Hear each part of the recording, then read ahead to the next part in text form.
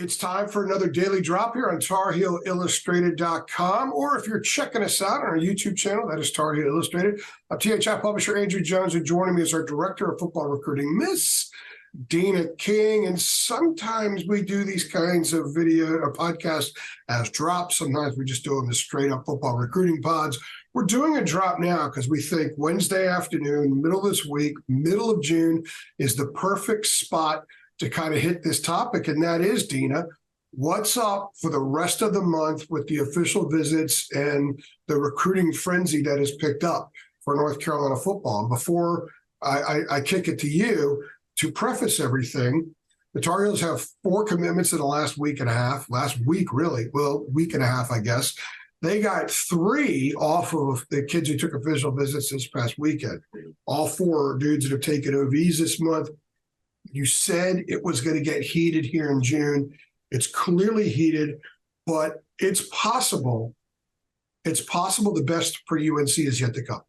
This coming weekend is kind of light with OVs. The final weekend is huge. A lot of the wide receiver targets are there. Michael Murdinger, the quarterback commit, who's going to balloon in the rankings at some point by mid-late fall. He will be there as well. He has taken it upon himself to be the ringleader for this class. So, Deana, how big are these last 2 weekends, and what should Carolina fans keep an eye on if they're going to follow social media and all that to kind of get a feel for what's happening in Chapel Hill these next 2 weekends? They have 17 commitments, and people have asked me, how many is Carolina going to take? I don't know. People in the Keenan Football Center is the ones that know that, but I do know that the talk is that they're wanting to take around 4 wide receivers, and that's the position they have 0 commits right now. And as you said, they got a bunch coming in the last weekend of this month. People like Alex Taylor, Keenan Jackson, Braylon Staley, just to name a few and everything. Had Jonathan Paylor the first weekend. And, that position, they're in great shape with a lot of those kids and everything. So they're wanting to take another running back. They had a good visit with Tavani Massell. They'll host Anthony Carey this week. And then, you got some more DBs and maybe a DL. And so, I can see them taking about 7 to 8, but of course, that's just me saying that. I don't know what Coach Brown and Patrick Suddas is intentions. I'm sure they're going to leave some spots open for portal transfers because, that's always going to be in the picture. So, yeah. I would say the first 2 weeks has been successful with getting 4 commitments. And like you said, June is huge. They just had their camp season, some prospect camps where they've given out some offers to 25 and 26 kids. They'll have their Showtime camp coming up, where that's kind of a invite only, where they get to evaluate some of the top guys more in depth. And so it's just a lot of going on in Chapel Hill, and these next 2 weeks are going to be exciting to follow because you've got, like you mentioned, not as many this coming weekend, but the next week is going to be a very, very interesting weekend that weekend. You're going to be kind of busy that weekend.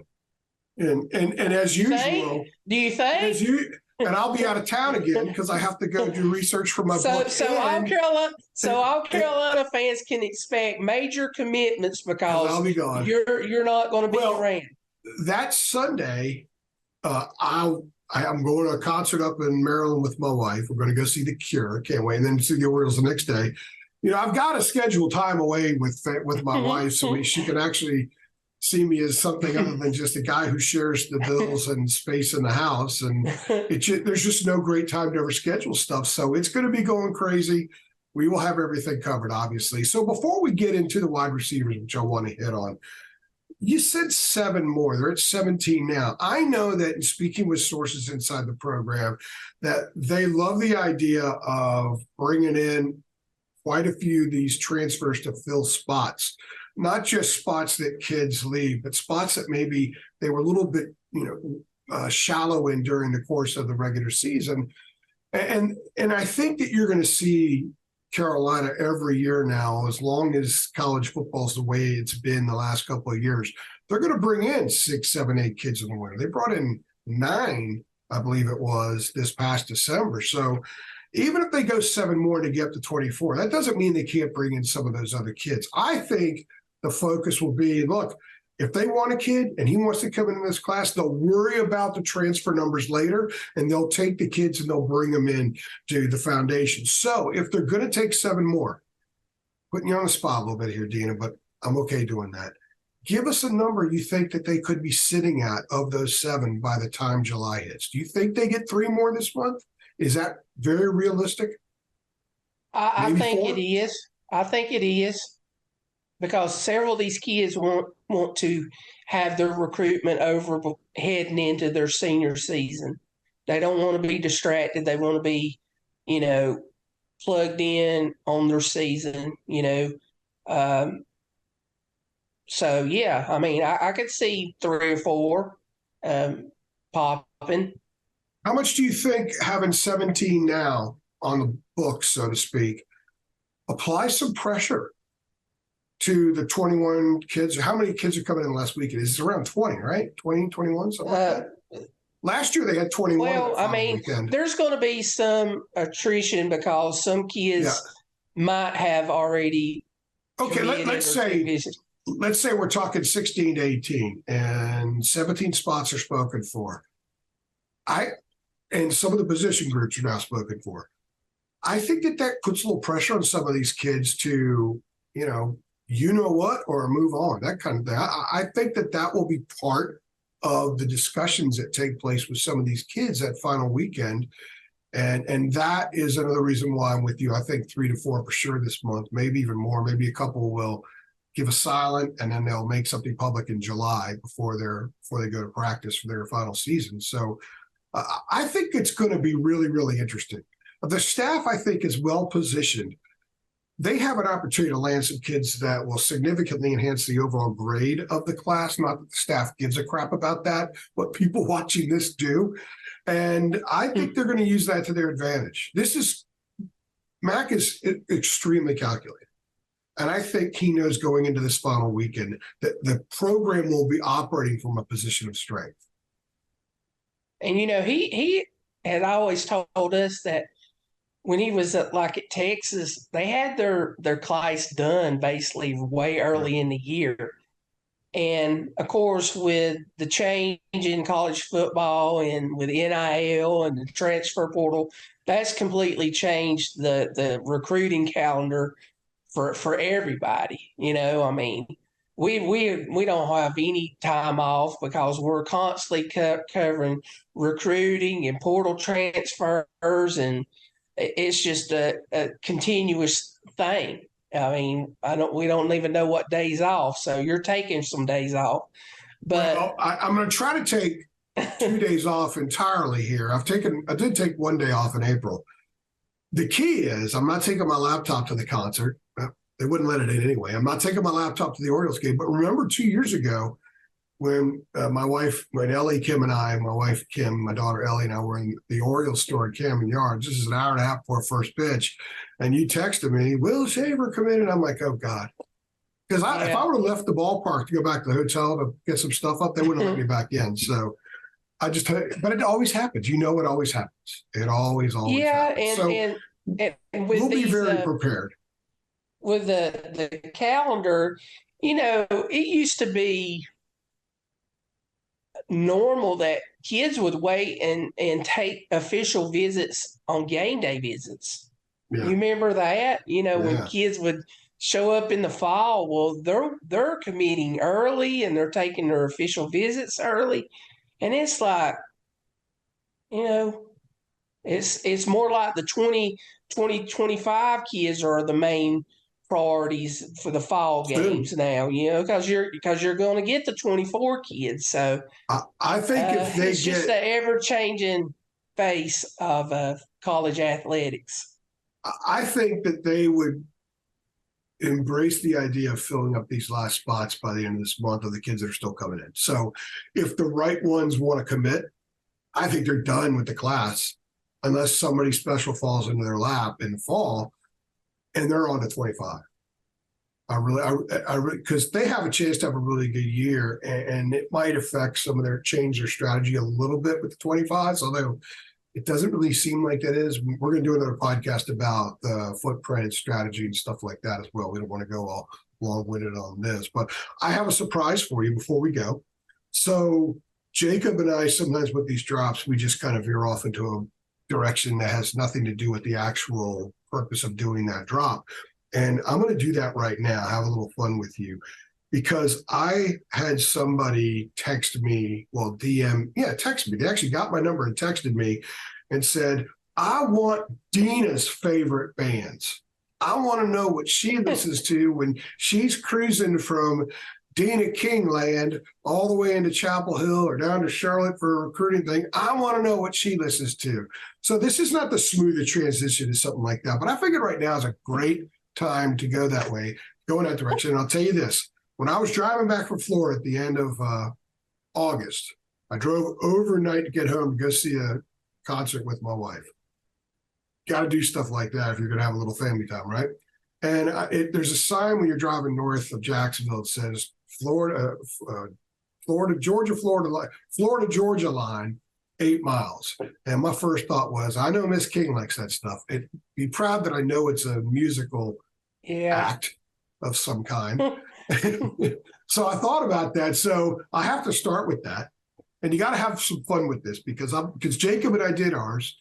I think more people sided with his music because he has a lot of classic 70s type stuff, classic rock.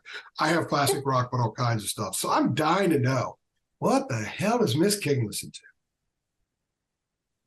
Well, I even tweeted out after Carlos Mitchell's commitment.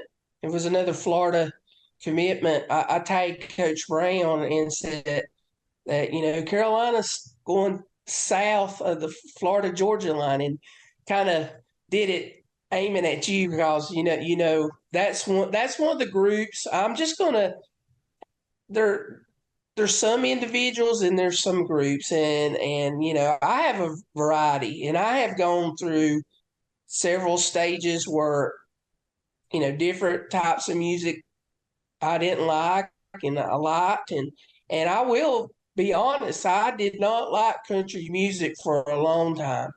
I just couldn't stand it. But when you first told now, me that, that's the only time in my life I've ever thought, I'm not sure Deana's being honest with me. That's the you only can ask time. my sister. Oh, I know. Mo's backed that up. Mo's backed that up. But no, I couldn't. I just didn't like the style. And there's a kind of a newer style of country music that I like songs with a lot of beat and everything. And so there's Florida Georgia Line is one of those top 5 groups, music people. Another one. What's your favorite song from them? I don't know anything about it, so this is all uncharted territory for me. I just know Shine. I think it's called Shine On. How's it go? Can you sing something? Oh, I'd have to look at the lyrics, but it sounds a lot country, and maybe another time I can sing a few lyrics, but it's one of my gotta get favorite. you a daiquiri next time, right? Yeah. But another favorite, I have to include her. Morgan Miles is a good friend of mine and my sister that we have followed for 6-7 years. She is out of Nashville. She was a finalist on The Voice this past season.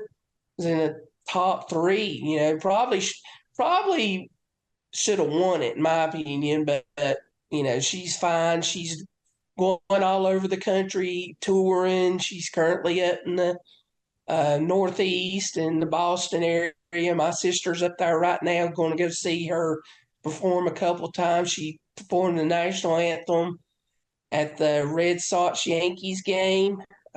She's sung at the New England Patriots, the national anthem there. So she's a up and coming star. Morgan Miles. She's even going to come to the big Hamptonville, North Carolina, to have her own little concert there. Me and my sister organized that. She's going to be here in August. So that's two. And like I said, I have variety. So these next three persons and musical groups probably going to blow y'all's mind because y'all probably wouldn't think I'd ever listen to this. Let us have it. Let us have it. Prince. Prince is my number one. You know, he was always that. Prince, ZZ Top, and Duran Duran. So I've went all over the musical thing with that. Back when Duran was my, back when I was playing ball at Wingate, a lot of kids wouldn't know what this is, but I had my Duran Duran cassette and put it in my headphones, and that was my music riding on the bus going all over North Carolina, Virginia, South Carolina, Tennessee to play when I played basketball at Wingate. So Duran Duran, they used to play Hungry Like the Wolf sometimes NC State after NC State football games. I had a girlfriend in the 80s, late 80s, early 90s, late 80s. Anyway, she was interesting. She was a Duran Duran freak. Simon LeBlanc, they were in DC one time playing. They stayed at a hotel in Georgetown. She and a bunch of her friends went there and were just screaming at the hotel for hours. That's when I had to reevaluate things a little bit. But back in the day when people had CDs, and I was one of those guys that had like 900 CDs, and I would stack them up so it was part of my display. I had ZZ Top, Duran Duran, and Prince in there. And by the way, I told you Kim and I are going to see The Cure in a couple of weeks. The Cure just recently played. My alarm's going off here. Imagine that. That's because I got another interview coming up.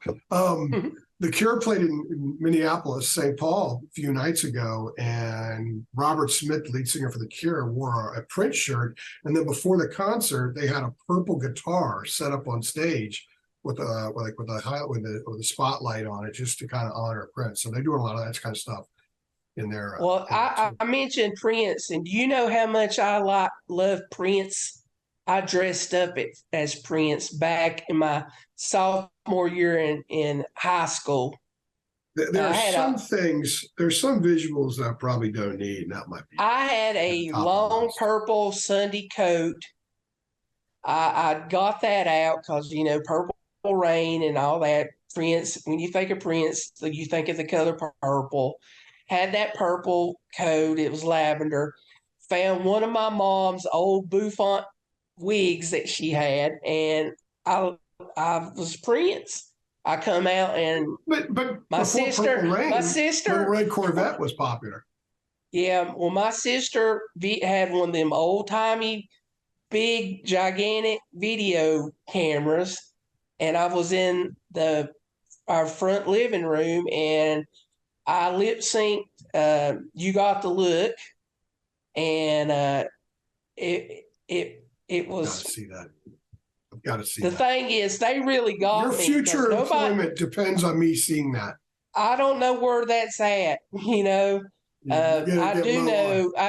it was on a VHS tape, and they embarrassed me on a trip when we were going in college on a trip to the national tournament in Jackson, Tennessee. We were all like the team and the parents and the coaching staff was on the bus, and they put that videotape of me up there singing like that, and it was just, I felt like this tall, but they're like, "Oh, we seen the side of you we didn't know existed." Yeah. Well, that's like when Bobby Frazier and Marcus Ginyard told me about Tyler Hansbrough baking cookies and cupcakes. And yeah. Bobby So, said he'd come home with but- sprinkles in his fingernails. See, you got a dish. See, you were a stud. You were a low post player and a stud, so you have to dish on the studs. But that's five. Like I said, variety. What's the biggest concert you've been to? I've only been to basically. Now I'm not going to count Morgan's because I've never. I mean, I saw her at the Ryman. You know, used to be the home of the Grand Ole Opry. Why wouldn't that count? That's a concert. I guess it would count, but it was like 1,000. I'm talking about with that's thousands a and thousands. You'd be amazed. And thousands. I was in the DC area, and there are so many places in the DC area where you can go to concerts. There's 600-700 people there, but it's actually the 930 Club in Washington DC. I saw a lot of shows there. That's the best place to ever watch. I've ever seen a concert. I've seen her perform Constitution Hall, which is not super big. So I saw her play at the House of Blues. She opened up for Scotty McCreery. Okay. And it was like, but I guess that's a concert. I guess the biggest concert, because I've not been to concerts, and you would not guess what concert I went to see. I mean, nobody. Give me a clue. Boy band. In Sync. No, New Kids on the Block. New Kids on the Block. My freshman year in college, I took Melissa and my cousins to the old Charlotte, and now the Memorial Stadium. It's that new stadium. It's been renovated, but New Kids on the Block played there, and my ears rang for like 3 days. All them little girls screaming. Yeah, I was gonna say it wasn't the music; it was the little girls. I didn't go there. I didn't go there for the music. I went there to be the chaperone. So that would be an unbearable experience. So that's the smaller places are the best. The Bayou in DC, Hammer Jacks in Baltimore. I saw a lot of shows there. Visitor Auditorium. There's so many places. See, that's the best places. Those are the best kinds of places to see show. Now, a lot of kids. The Cure I'm seeing at a big place at Meriwether Post Pavilion, and then we're going to see Tears for Fears here in Raleigh at. I like Tears for Fears. I like 50 Cents. 50 Cent. Excuse me. You added an S to it. Yeah, 50 Cent. I'm sorry. Drake. You know, a lot of these kids, they would be shocked if they heard what type of music I listen to. I used to listen to Green Day. Oh, my wife. Cranberries. Die Hard rap. I used to listen to the Fat Boys, the Puppies, Run DMC. So, you know, I like all kinds of music. I do not like that really hardcore. You made me laugh so hard I started coughing. Rock and roll stuff. I don't like that. I mean, you know, that rock stuff and roll where they're stuff screaming into the microphone and you can't rah, like that. I cannot. No, that's not me. Well, that's like heavy metal or beyond that. Yeah, that's what term. I don't like heavy metal and everything. Wow. But you made me laugh unexpectedly so hard that I've been coughing for like the last minute and a half. That is fantastic stuff. We need to do more exposés into what makes Miss King tick. We'll do movies at some point. Oh, I've been thought of a good topic because me and David C. you need to have us on there and just have us on and give top wrestlers. I've been thought of that. You said I need to have you. Why don't you guys just do it together? I can sit that one out. All right, let's roll because I need to go get a sip of water here. I don't have a water in my office. I forgot to bring one in. Well, this has been fun. I think we should, take some time and just do a top five. I'll ask one final question. Did you ever like Madonna back in the day? Back when she was in I listened to Madonna. Like a Virgin phase and all that? Madonna, yeah, Britney Spears, Justin Bieber. I listen to variety. I mean, you're probably like, what You know, in the world? people don't know, you and I traveled, we drove together in Annapolis for the bowl game several years ago. We never once listened to music. Yeah, Now I know why. because we don't. Intuitively I knew, don't ask Deana what she wants to listen to. So we do have something we both like, but I think we're on different wave. There's a lot of, my range is pretty significant. Like I've been doing a lot of John Lee Hooker lately when I'm driving. I saw him at Wolf Trap in DC in Vienna, Virginia. That was an amazing show. Just sitting on a stool. Yeah, I mean, and y'all went and watched Hootie and the Blowfish. I went with my wife. That's a husband duty. One of my favorite songs. But it was is, a good. It was a good show, though. It was a good show. One of my favorite songs is Wagon Wheel.